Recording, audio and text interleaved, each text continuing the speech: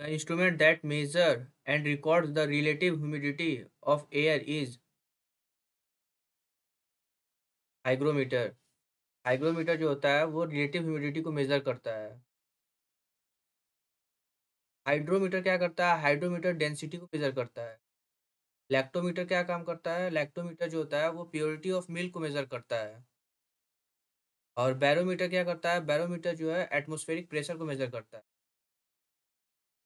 Next, which of the following pairs of physical quantities have the same dimensions? Work and energy दोनों का dimension जो होता है वो जूल होता है। Next question, the atmospheric air is held to the earth by gravity. Amount of water vapour in the atmosphere is measured in terms of, जो amount of water vapour होता है एटमॉस्फेयर में वो कैसे मेजर करते हैं वो? Which conservation principle is applicable in the case of the motion of rocket? Rocket के अंदर कौन सा कंजर्वेशन प्रिंसिपल काम करता है? काम करता है conservation of momentum. A light year is a measure of, light year जो होता है वो एस्ट्रोनॉमिकल डिस्टेंस को मेजर करता है। तो डिस्टेंस होगा। और लाइट ईयर का वैल्यू कितना होता है? 9.46 टू 10 का पावर 15 मीटर।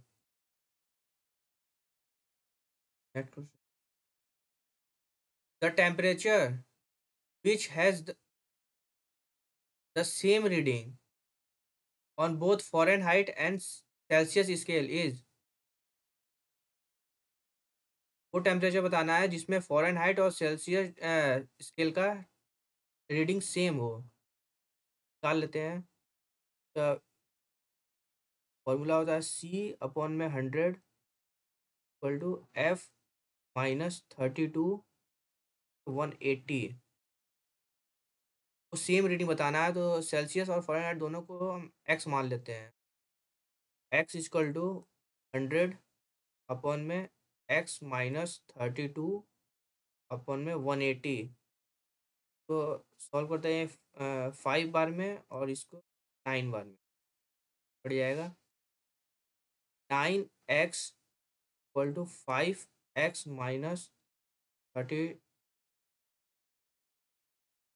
हो जाएगा 160। 5 से मल्टीप्लाई करेंगे 32 को 160 आ जाएगा। ये आ जाएगा 4x = -160। 4 से कटा देंगे x की वैल्यू आ जाएगा 40 डिग्री सेल्सियस। आंसर क्या होगा? -40 degree Celsius. Next question, a bottle of soda lime is grasped by a neck and sung basically in a vertical circle near which portion of the bottle do the bubbles collect? कहाँ पे जो total bubble collect होगा वो होगा near the neck. Next question, as we go from equator to north pole the value of G accelerator due to gravity is, समझ लेते हैं पहले इसको। इक्वेटर है, इक्वेटर से हम जैसे जैसे हम ऊपर की तरफ जाएंगे वैसे वैसे जी का वैल्यू जो होता है वो इंक्रीज करता है। क्योंकि सरफेस पे जो होता है जी का वैल्यू मैक्सिमम होता है, सरफेस पे जी का वैल्यू मैक्सिमम होता है। और सरफेस से जैसे जैसे हम ऊपर की तरफ जाएंगे या सरफेस से नीचे की तरफ जाएंगे तो जी का वैल्यू जो होता है वो डिक्रीज करता है। इसीलिए इसमें पूछा है जब हम इक्वेटर से नॉर्थ पोल की तरफ जा रहे हैं तो क्या होगा? इंक्रीज करेगा। Next question,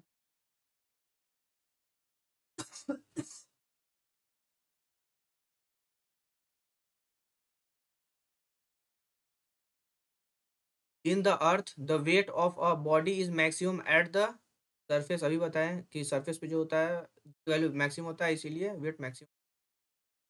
a man stand inside an artificial satellite feels weightlessness because the force of attraction due to earth is 0। क्योंकि वहाँ पे ग्रेविटेशनल फोर्स नहीं होता है, इसीलिए वैल्यू जीरो हो जाता है। सो यहाँ पे हो जाएगा zero at that place. Next question. Ozone layer above the surface of earth provide a shielding agent। Ozone layer जो होता है वो शील्डिंग एजेंट की तरह काम करता है। किससे बचाता है? ये अल्ट्रा वायलेट रेज से बचाता है। A stone is dropped from a roof of a house towards the ground. The kinetic energy of the stone will be maximum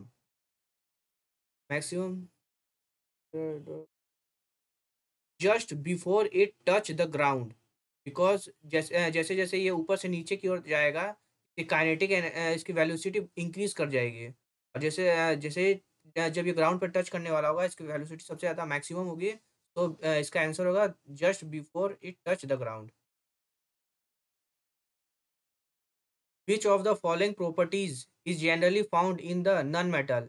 none metal के अंदर कौन सी प्रॉपर्टी पाई जाती है? ये ब्रिटलनेस, ये कंडक्टिविटी, डक्टिलिटी और मेलेबिलिटी, ये तीनों जो होता है ये तीनों मेटल के अंदर पाया जाता है, मेटल्स के अंदर पाया जाता है।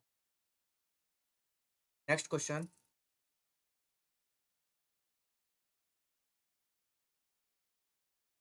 Match the followings. Evaporation, evaporation क्या होता है? जब हम लिक्विड से गैस की तरफ जाते हैं, पहला क्या है? ये क्या ही होगा। सब्लिमेशन क्या होता है? सॉलिड से डायरेक्ट कन्वर्ट हो जाता है गैस में, तो होता है। फ्रीजिंग क्या होता है? लिक्विड से सॉलिड बनना। और मेल्टिंग क्या होता है? जब सॉलिड जो पिघलता है, मतलब आंसर क्या हो जाएगा? First, second, fourth. First answer. Next.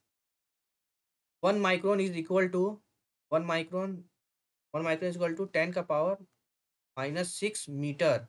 इसमें दिया है एमएम में दिया हुआ है, तो इसको हम क्या करेंगे? 10⁻⁻6 इंटू 10⁻³ से मल्टीप्लाई कर देंगे, और इसका वैल्यू क्या आ जाएगा? 10⁻⁻3। तो इसको हम क्या लिखेंगे? ये हो जाएगा 0 पॉइंट, क्योंकि 1/10⁻³ और ये क्या हो जाएगा? 1,000, जो कि इसको वैल्यू हो जाएगा 0.01 mm। Amount of water vapor in a given volume of air is known as absolute humidity। Next question. When a running car stops suddenly, the passenger tends to lean forward because of inertia of motion। क्योंकि जब कोई running car होता है और उसमें passenger बैठा होता है, तो वो भी मोशन में होता है। और जैसे ही रुकता है गाड़ी, वो आगे की तरफ बढ़ता है, क्योंकि पैसेंजर होता है मोशन में, inertia of motion. When a strong beam of light is passed through a colloidal solution, the light will scattered। Colloidal solution को हम किस और नाम से जानते हैं? ये हम जानते हैं टिंडल इफेक्ट के नाम से भी जानते हैं। अ, जब कोलाइडल सॉल्यूशन के मतलब जब लाइट जब है कोलाइडल सॉल्यूशन से पास करती है, तो उसमें कोलाइडल सॉल्यूशन स्मॉल पार्टिकल्स होते हैं, जिसके कारण जो लाइट होती है वो स्कैटर्ड हो जाती है। Next question. When a body falls from an aeroplane, there is increase in its,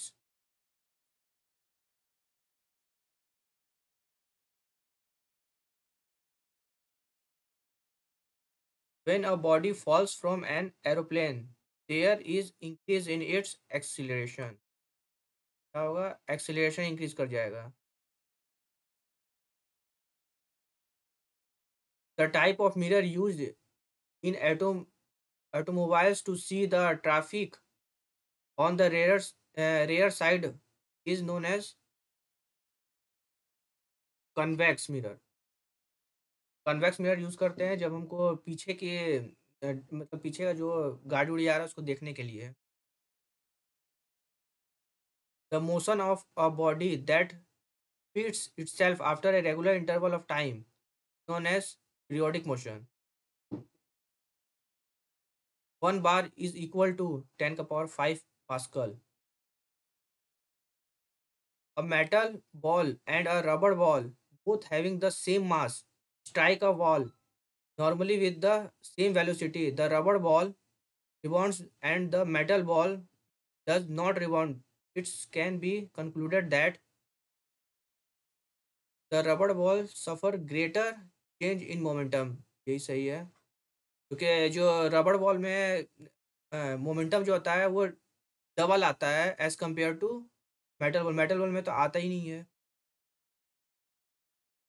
cancel हो जाएगा, द रबड़ ball suffer greater change in momentum. Kepler's law of planetary motion state that the square of the time period is proportional to the cube of the semi major axis। Time का whole square directly proportional radius का cube होता है। Next,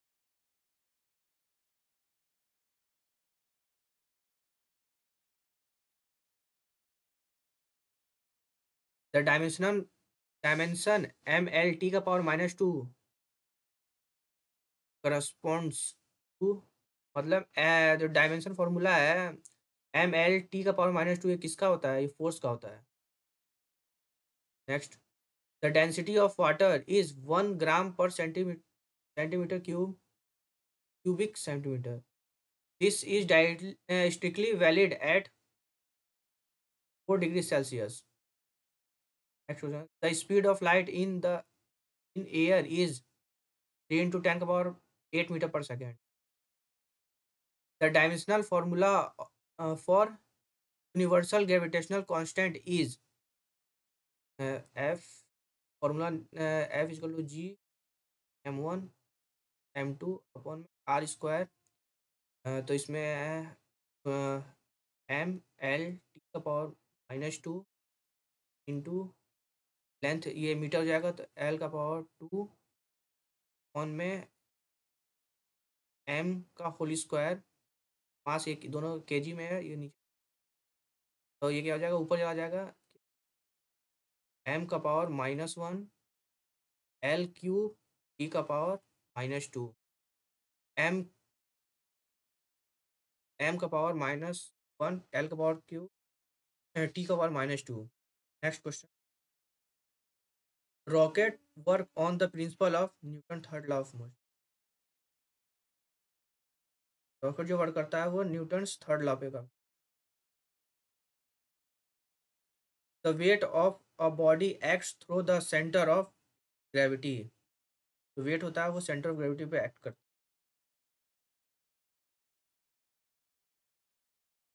है। A wheelbarrow is an example, और wheelbarrow होता है उसका example होता है सेकंड क्लास का हो जाता है, क्योंकि लोड जो होता है वो फॉल्क्रम और इफेक्ट के बीच में आता है।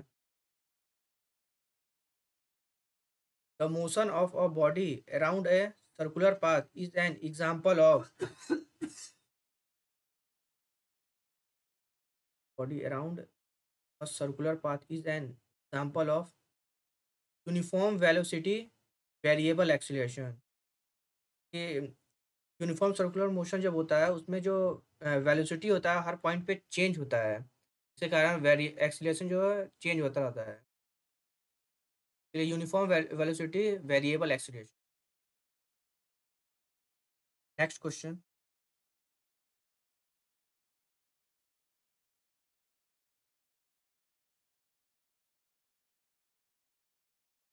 flywheel is an important part of a steam engine because it helps the engine in keeping the speed uniform।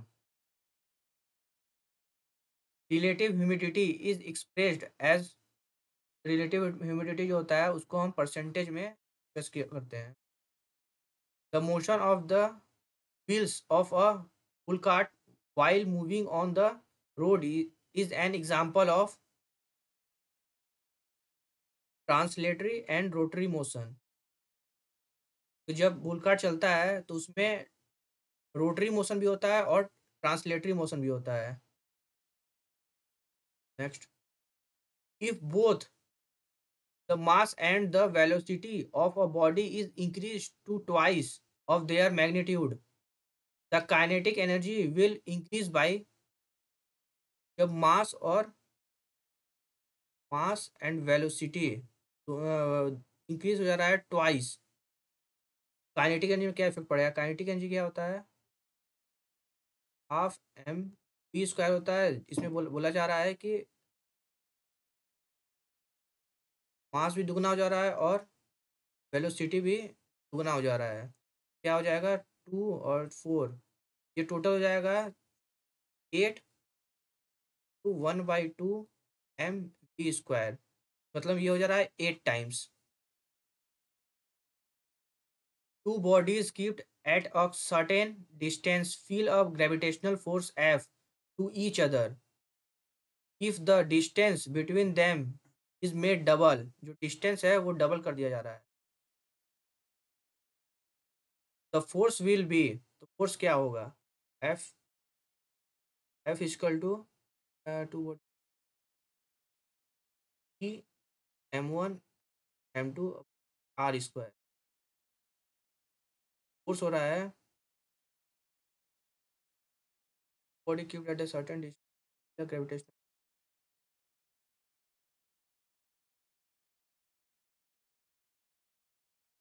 F is equal to G m1 m2, और जो डिस्टेंस है वो डबल कर दिया जा रहा है, 2r का होल स्क्वायर आ जाएगा 4 टाइम्स।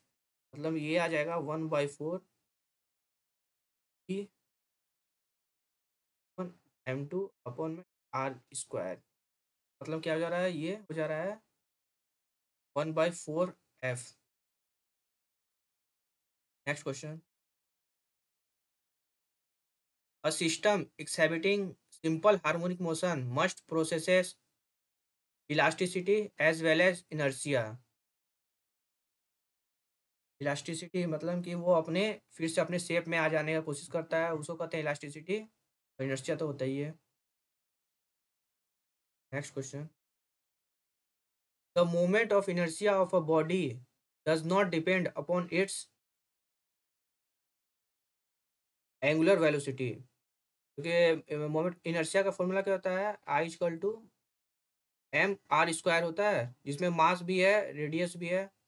तो मास पे तो वेरी करेगा ही। और हर शेप के लिए, जैसे स्फीयर के लिए अलग होगा, होलो स्फीयर के लिए अलग होगा, तो डिस्ट्रीब्यूशन ऑफ मास पे भी करता है। तो इसका आंसर क्या हो जाएगा? The moment of inertia of a body does not depends upon its angular velocity. Angular velocity पर डिपेंड नहीं करता। Next question.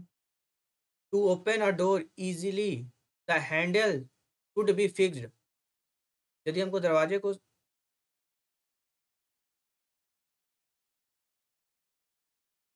ये क्या होगा?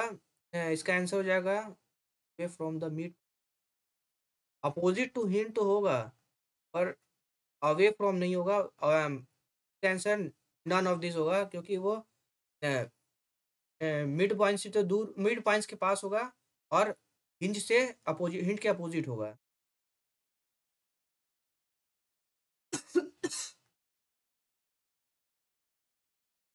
A particle is moving in a uniform circular motion with constant speed along a circular circle of radius r.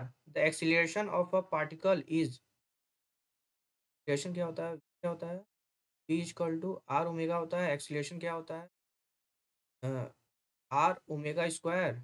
Omega की जगह पे क्या रख देंगे? बाई आर हो जाएगा। यहाँ पे आ जाएगा एक्सीलरेशन क्या आएगा? R into by R, R से आर स्क्वायर अपॉन।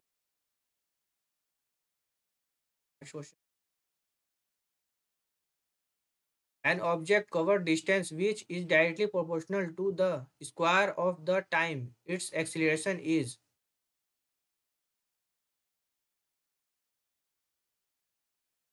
डिस्टेंस को हम x मान लेते हैं, directly proportional the square of time, time के होल स्क्वायर के बाद पास है।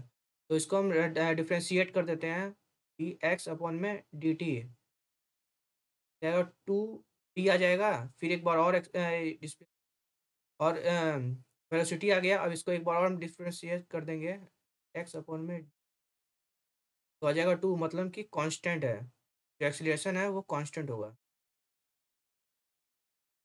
Which of the following have the same unit? The unit work का होता है newton metre.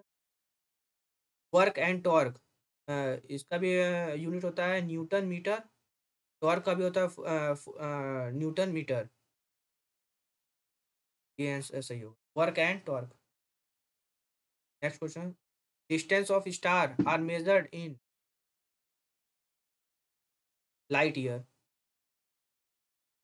A man standing at the top of a tower has two spheres A and B.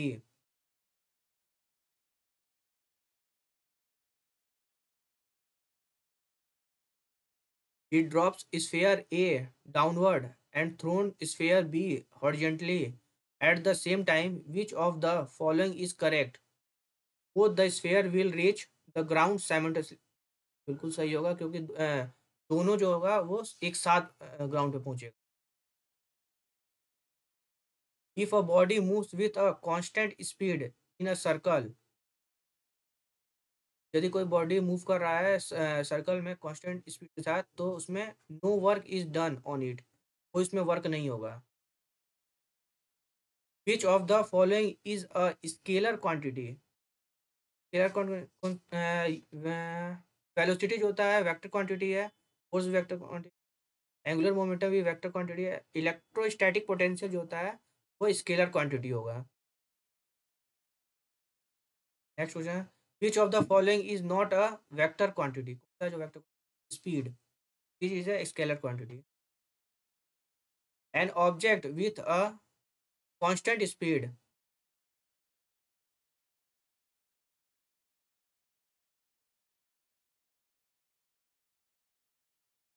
is not accelerated.